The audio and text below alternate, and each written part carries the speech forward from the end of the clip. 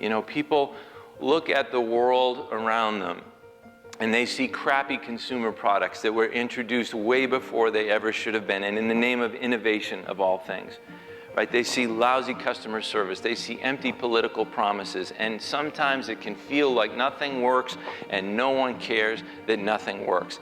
And that's where the opportunity for innovation and really making a difference lives. Sitting here with Dan Pallotta, final keynote of our Bigger Game Expo. First of all, gratitude. You were the absolute over-the-top message of why we need to sort of do our good work in the world, in my language, a bigger game. So from your experience being here right now, where are you going next? Like, what is your next big thing, personally, for you? Well, working on changing the way that the donating public thinks about charity, so that our charities have much more freedom to imagine and explore and grow and solve some of these problems that we desperately want them to solve. Right, right. So we've created something called the Charity Defense Council. That's a big possibility, and we're working really hard on that. That's really exciting to me. And this is out of Boston now? You're out of Boston? Yeah. Well, of course you're on to the next thing. And I make up, you're the kind of guy that there's no retirement, you know, I mean, there's maybe slowing down, but like, commitment has got your life. Yeah, commitment has got my life, and that commitment includes a commitment to my family, and so sometimes that does mean really slowing down, you know, because you can get, there can be a kind of violence to activism if you're not careful about it, you know, and a kind of self-will to it that you have to be careful of. Right. You know, I happen to be a spiritual person, so I look at, you know, what is the universe, God, whatever you call it, what is it sort of calling on me to do, you know? So. In our language, the sustainability square, sort of like, am I taking care of my family? Am I taking care of myself? Am I having fun in this? Yeah. You know, so. If you were to offer this audience that's watching this sort of advice on creating their good work in the world, I know we heard a lot of it in your talk, but what's the one or two pieces of wisdom you have that's coming in right now?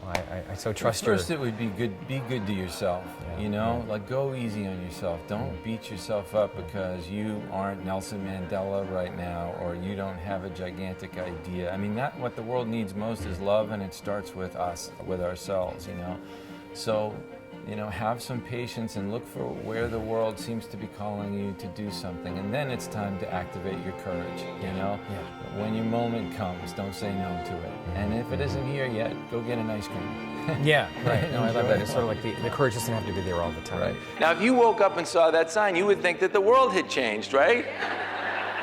You see, you take a little thing and you change it in a big way. So where are the opportunities before you end world hunger? Where are the opportunities to change little things in big ways like that bring joy to people's lives? There's one phrase you said today, there were so many, but the one that went in like, wow, was having an impact on something small in a big way or something. Yeah, you don't have to change things in a big way. You can change a small thing in a big way. That's what it is. You can, just repeat that again.